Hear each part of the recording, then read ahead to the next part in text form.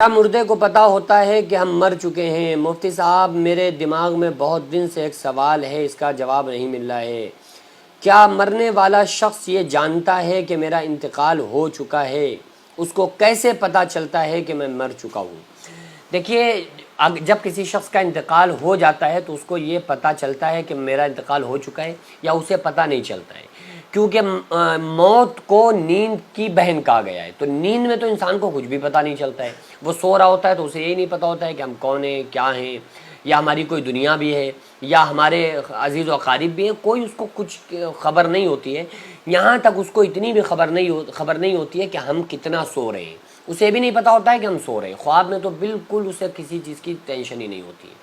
یہاں تک کہ وہ اتنا بے خبر ہوتا ہے کہ جب اٹھتا ہے نا 6 گھنٹے کے بعد سو کر، تو کہتا ہے ارے یار ابھی تو سوئے تھے، اتنی جلدی صبح ہو گئی، اس کو اتنی بھی خبر نہیں ہوتی ہے۔ تو کیا مرنے کے بعد انسان کو یہ پتہ ہوتا ہے کہ ہمارا انتقال ہو چکا ہے، یا ہماری دنیا تھی، یا ہمارا ایک گھر بھی تھا، ہمارے بیوی بچے تھے، اور اب ہم وہاں سے جدا ہو کے قبر کے اندر آ گئے؟ دیکھیے، مرنے کے بعد کی جو زندگی ہے نا، وہ ایک زندگی ہے۔ مرنے کے بعد موت نہیں ہے، موت کے بعد موت نہیں ہے نا۔ کل نفس ذائقۃ الموت، ہر انسان کو موت کا ذائقہ چکھنا ہے۔ قرآن نے نہیں کہا ہر انسان کو ہمیشہ کے لیے مرنا ہے، نہیں، موت کا ذائقہ چکھنا ہے۔ اس کے بعد انسان کو زندہ ہونا ہے، قبر کے اندر انسان کو زندہ کر دیا جاتا ہے۔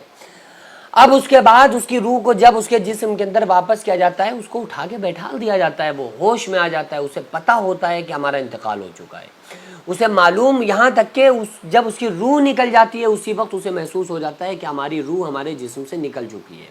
اب ہمارا انتقال ہو چکا ہے۔ اب ہمیں ہمارے باڈی کو جنازہ اٹھایا جا رہا ہے، کفن پہنایا جا رہا ہے، نہلایا جا رہا ہے، قبر میں اتارا جا رہا ہے۔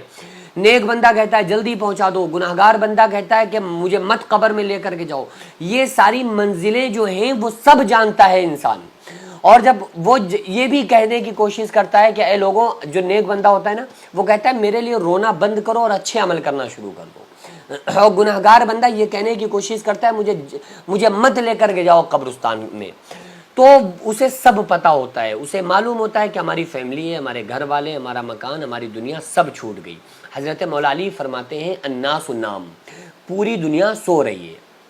پوری دنیا سو رہی ہے، اور ایک خواب دیکھ رہی ہے۔ کوئی خواب دیکھ رہا ہے، میرا گھر ہے، مکان، بیوی، بچے۔ جب موت آتی ہے تو اس کی آنکھ کھل جاتی ہے۔ جب موت آتی ہے تو جب وہ سپنے سے، خواب سے اٹھ جاتا ہے، پھر وہ کہتا ہے ہائے یہ کیا ہوا، میں تو خواب دیکھ رہا تھا میری بیوی ہے، میں خواب دیکھ رہا تھا میرے بچے ہیں، میں خواب دیکھ رہا تھا میرے پاس گھر مکان ہے، میں خواب دیکھ رہا تھا میرے پاس جائیداد ہے، یہاں تو کچھ نہیں ہے، یہ میرا اصلی گھر ہے، یہ میرا ٹھکانہ ہے، یہ میری زندگی ہے، یہی میری دنیا ہے۔ نیک بندے کے لیے قبر جنت کا باغ ہوتی ہے، گناہگار کے لیے بہت خطرناک طرح سے وہ قبر اس کو بھیجتی ہے گناہگار بندے کو۔ تو اس کو یہ ساری چیزیں معلوم ہوتی ہیں، اور وہ محسوس بھی کر رہا ہوتا ہے۔ یہاں تک کہ آقا علیہ الصلوۃ والسلام کی حدیث سے بھی ثابت ہے کہ جب کوئی قبر کے اندر ہوتا ہے اور اس کے گھر والوں میں سے، مثلا باپ قبر کے اندر ہے، ماں قبر کے اندر ہے، ماں کا انتقال ہو چکا ہے، اب بیٹا قبر پر پہنچا، تو وہ قبر والا شخص اگر باپ ہے تو وہ پہچانتا ہے کہ ہماری قبر پہ آیا ہوا ہمارا بیٹا ہے۔ اگر دنیا میں کوئی شخص کسی کو پہچانتا تھا تو مرنے کے بعد جب وہ اس کی قبر پہ جائے گا تو وہ اس کو پہچان لیتا ہے۔ یہ بات اور ہے کہ اگر وہ گناہوں میں گناہگار ہوتا ہے تو وہ عذاب میں مبتلا ہوتا ہے، عذاب میں ملوث ہونے کی وجہ سے وہ دھیان نہیں دیتا ہے، فوکس نہیں کر پاتا ہے کہ کون آیا ہے، کیا آیا ہے، لیکن اس کو یہ محسوس ہوتا ہے، اس کو یہ احساس رہتا ہے۔ تو بہرحال یہ ہے کہ اس کو یہ پتہ ہوتا ہے کہ ہمارا انتقال ہو چکا ہے، اب ہم عالم برزخ میں ہیں، اب ہماری قبر کی زندگی ہے، اور آنے والی منزلیں کیا ہونے والی ہیں، وہ یہ ساری، کیونکہ انسان کی روح تھوڑی نہ مرتی ہے۔ موت کسے کہا جاتا ہے؟ موت کہتے ہیں روح جسم سے نکل جائے تو انسان مر گیا،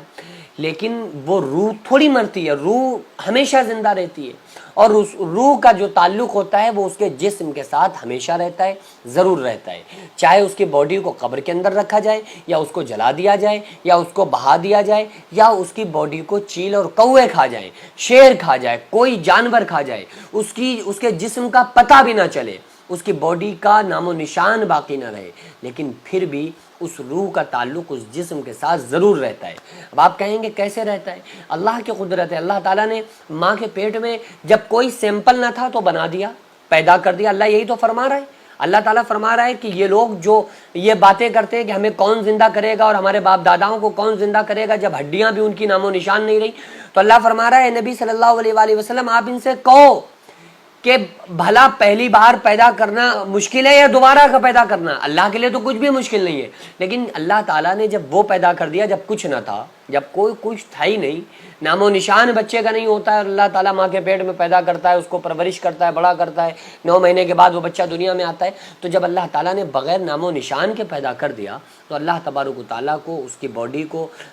قیامت کے دن اٹھانے میں یا اس کی مرنے کے بعد اس کی روح کا اس کے جسم کے ساتھ تعلق کو جوڑنے میں اللہ کو کیا پریشانی ہے؟ اللہ کی مرضی ہے، اللہ